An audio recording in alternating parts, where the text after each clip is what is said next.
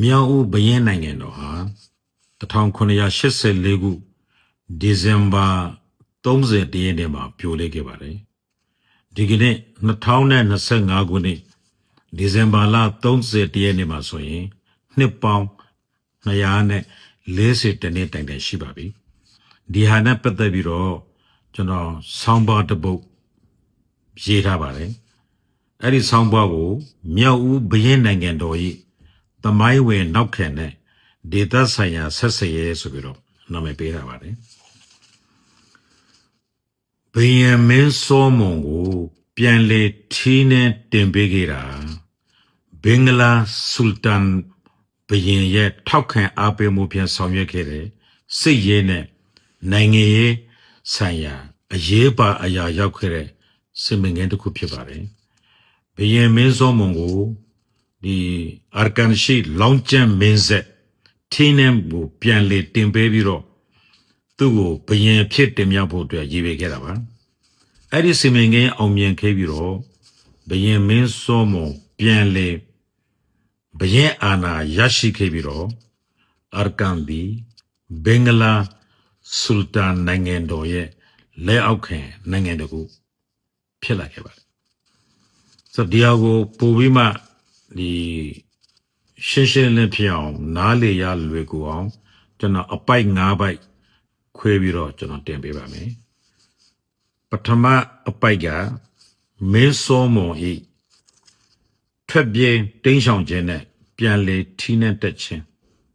အပိုက်နှစ်လက်အောက်ခံဖြစ်ခြင်းနဲ့ယဉ်ကျေးမှုနိုင်ငံရေးပေါင်းစည်းခြင်းအပိုက်၃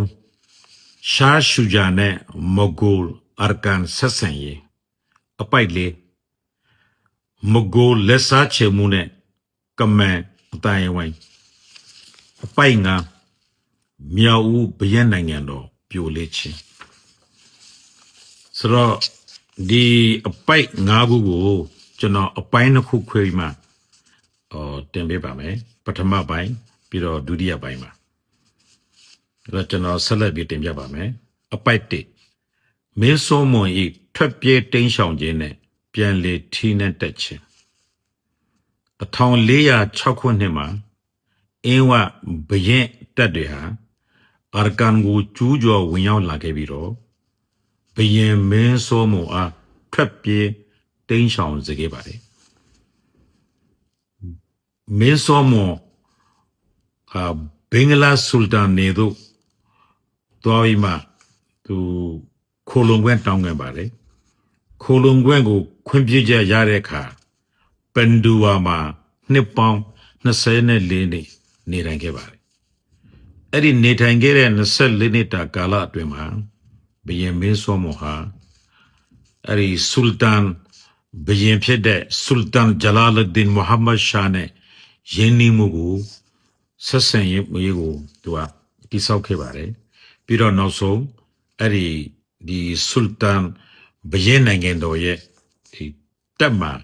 စစ်ဗိုလ်ချုပ်ဖြစ်တာဝန်ထမ်းဆောင်ခဲ့ပါတယ်ဒီဆက်ဆံရေးကိုအသုံးချပြီးတော့ဘယင်းမင်းစောမွန်ဟာဒီဆူလ်တန်ဘယင်းကိုသူ့ကိုအာဏာပြန်လေရရှိဖို့အတွက်ထောက်ခံပေးဖို့အတွက်တောင်းဆိုခဲ့ပါတယ်1430ခုနှစ်မှာဒီဘင်္ဂလားစစ်ဗိုလ်ချုပ်တွေဖြစ်တဲ့ဝလီခန်နဲ့စင်ဒီခန်တို့ရဲ့ဒီစစ်ရေးအကူအညီဖြင့်မင်းစောမွန်ဒီအာကန်တီနန်ကိုအောင်မြင်စွာပြန်လေရယူနိုင်ခဲ့ပါတယ်ထီနန်ပြန်ရပြီးနောက်ပိုင်းမင်းစောမွန်ဟာဒီကျွန်တော်တို့မြောက်ဦးမှာ